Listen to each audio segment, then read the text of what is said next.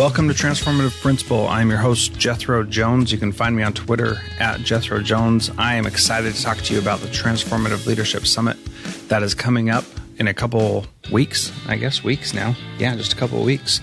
And today on the podcast, I have David Smith, who is one of the people that's also going to be on the Transformative Leadership Summit.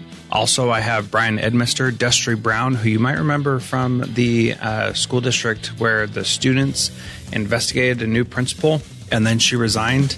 He's the superintendent of that district, so pretty powerful stuff. Zaretta Hammond, Cindy Couchman, Kimberly Miles, Sylvia Denko, Katie Kinnaman, and Amy Fast. And so that's just some of the people that are going to be part of the Transformative Leadership Summit. Please be sure to sign up for that at transformativeleadershipsummit.com. I am excited to be with David Smith today. He is the Leader Effectiveness Specialist in the state of Utah. And so he works with principals all over the state, and he has some radical ideas about how to adjust your school so that you have effective instructional leadership happening. And it's a great conversation. There are two parts of this one. And in the first one, we talk about what you can do with what you got and how you can do some delegation and make things happen.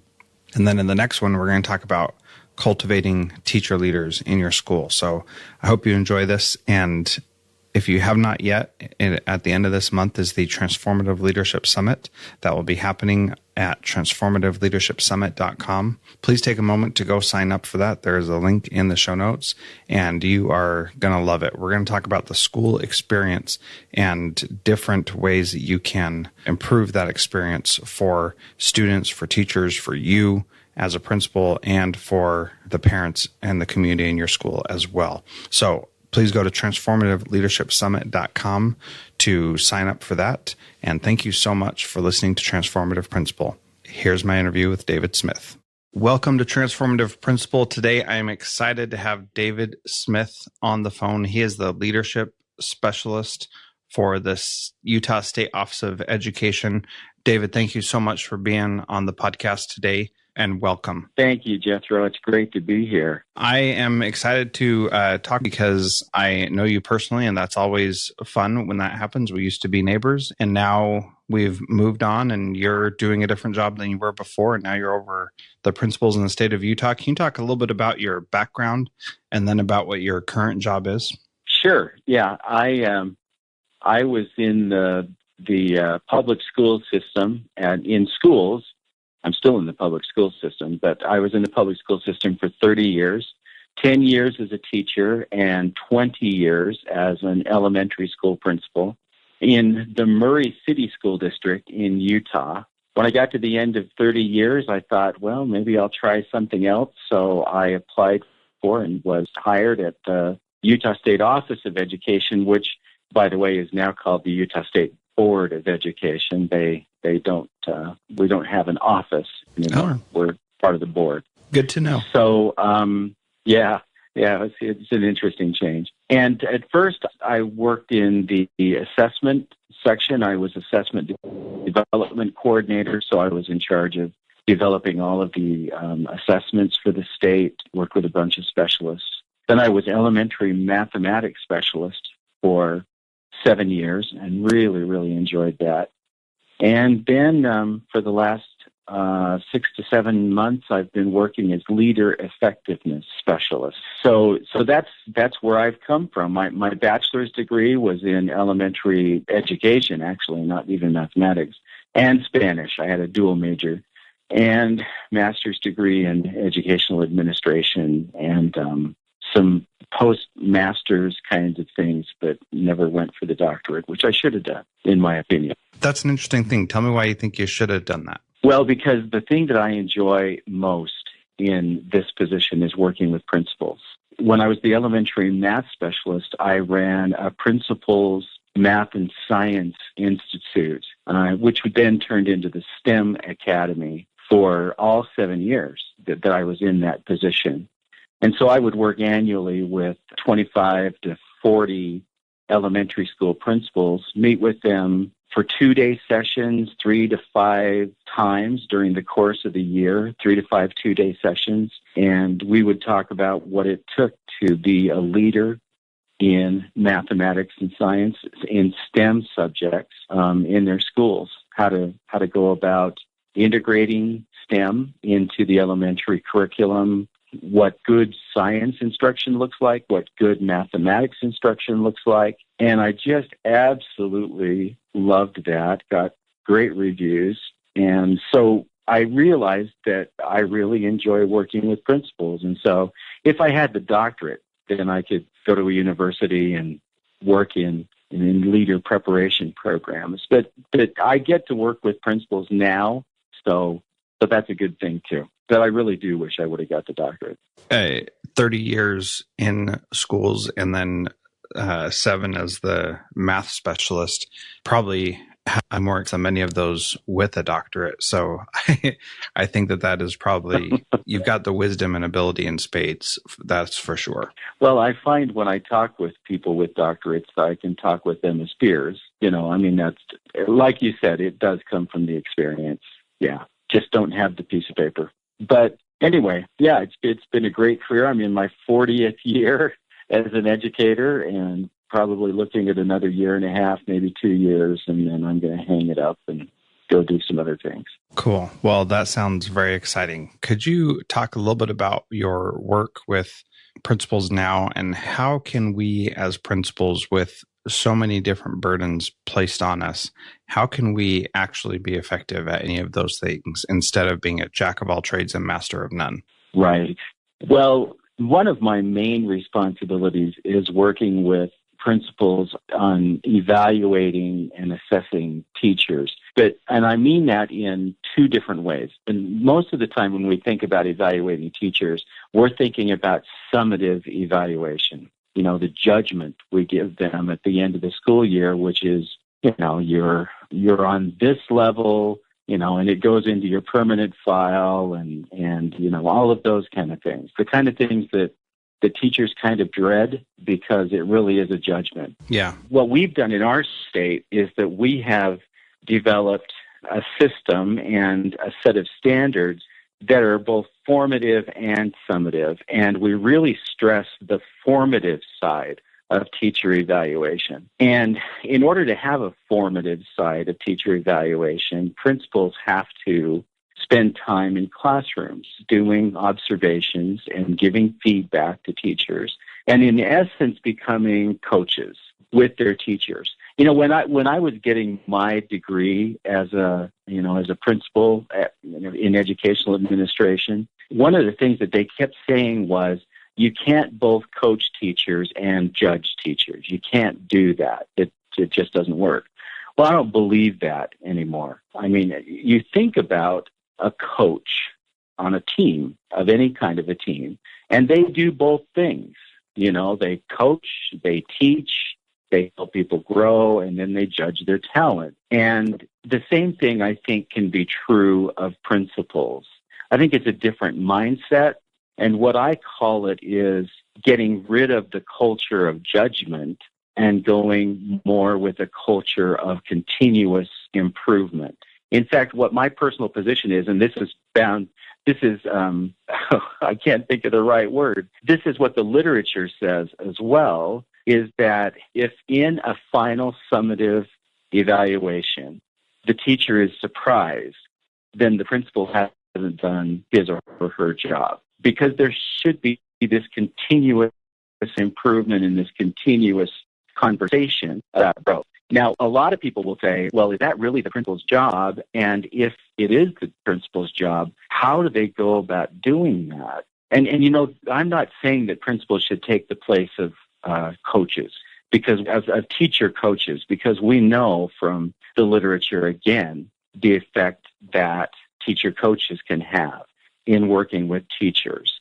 But having the principal be what I would call the lead learner in the school and the principal coach in the school lends that the principal's authority and their influence to the instructional climate in the school. And it makes the principal become a part of the instructional climate in the school. Now, having said all of that, but first I want to make one other point, that that's one thing that a lot of principals lack, is that we get so caught up in the day-to-day administration, the administrivia, the discipline problems, the meetings with parents, the meetings with administration, the myriad kinds of paperwork that need to be done, the emails, all of those kind of things. We get so caught up in that we're really not thinking that much about instruction and about learning and about students in our schools. And we have to find ways of dealing with that. So your question was, how do we find the time to do that? Well, I think that there are several ways that can happen. And again, the literature, the research bears out that there are things that can be done. The most successful model that's available out there, and of course this one requires money, is that you have an instructional leader, principal in the school, and then you have a business administrator in the school. You have someone whose job it is to do the paperwork and to handle all the administrative details. So kind of a vice principal, but, kind of more than a vice principal. And I'm speaking in terms of elementary schools here. In a middle school or a junior high or a high school where you have assistant principals, I think what the literature bears out is that there needs to be a more equitable arrangement of duties so that the principal doesn't just become kind of the superintendent, if you will, and overseeing everything, but has that, well, of course they still have to oversee everything, but has the opportunity to still be involved in the instruction in the school. Now, I'm not pretending that that's easy, but that formal structure, that can really help if you've got that kind of a formal structure. I want to interrupt for just a second and state my experience in elementary schools has been that the business manager, and even in the middle school sometimes, the business manager is essentially the head secretary. Right. And I don't think that that's probably a good place for that. It's not. There needs to be somebody with a little bit more, there's not a good way to say this, but more education or responsibility, or not to demean secretaries or anything like that, but someone who has more the ability to have more responsibility placed upon them than we should be placing on secretaries. Gosh, I hope that came out all right. If there's any secretaries listening that are offended, sorry. You know what? Yeah. No, I agree with you completely. And I think most secretaries would agree with you that they're asked to do things that are really outside of their skill set and would appreciate having someone else handle a lot of those kind of things. I think it needs to be someone who's a leader in the school. And again, this is what the research bears out, that if you have the opportunity of having a second administrator whose job it is to handle the business part of the school, the budgets, the physical plant, even some of the discipline, those kind of things, then the principal can focus on instruction, be kind of the dean of instruction, if you will, right? But still have the overall responsibility for the school. And so working closely with that vice principal or assistant principal or whatever you call them, whose job it is to be that business administrator. And I'm not sure that even principals who do have assistant principals give them that kind of responsibility. I think that the principal still, at least in my experience and what I've seen in the literature, is that the principal still tends to hang on to those responsibilities and assigns other things to their assistants. And I think that needs to be the other way around. My experience also bears that out, and that the principal is the one who's ultimately accountable. And what I found is that many principals are afraid to delegate the things that they should be delegating and think that they have to hold on to everything. And that's just not a good way to do it. Yeah, absolutely. I agree. Just a more equitable distribution of responsibilities. I mean, if you have people who are capable and who have been hired as administrators in the school, then I think we need to kind of more trust their capabilities of being able to handle things. and thus freeing up the principal to have that instructional impact in the school, which I think is the most important part of the principal's responsibility, but the part that gets pushed to the back because so many other things are taking their time. So what do you think about the idea of having the principal who may be better at the business stuff pushing the instruction to an assistant principal and freeing up that assistant principal to do that? Is that getting out of what the role of a principal really should be? Well, I think that the ideal is that the principal would be the instructional leader. If the principal feels like they have an assistant who can do that better, I suppose that model could work. I just think that the power of having the principal be the one who is in charge of instruction is just really, it's really amazing what happens, because if the person who is in charge of that campus is the one who is intimately involved in instruction, it lends more of an aura of and a feeling of, and a reality actually, of that this is the business of the school, and that the principal is totally invested in the school. Now, there are other models that can work where the principal can still delegate some responsibilities and still be the instructional leader in the school. Like the next model that I was going to talk about is the teacher leadership model. That was a really great interview. I hope that you enjoyed that, and I hope you look forward to listening to it next week when we get more into how to have teacher leaders in your school and how to support them. So thank you so much for listening to Transformative Principal, and please be sure to check out the Transformative Leadership Summit at transformativeleadershipsummit.com. I hope to see you there. Transformative Principal is a proud member of the Education Podcast Network.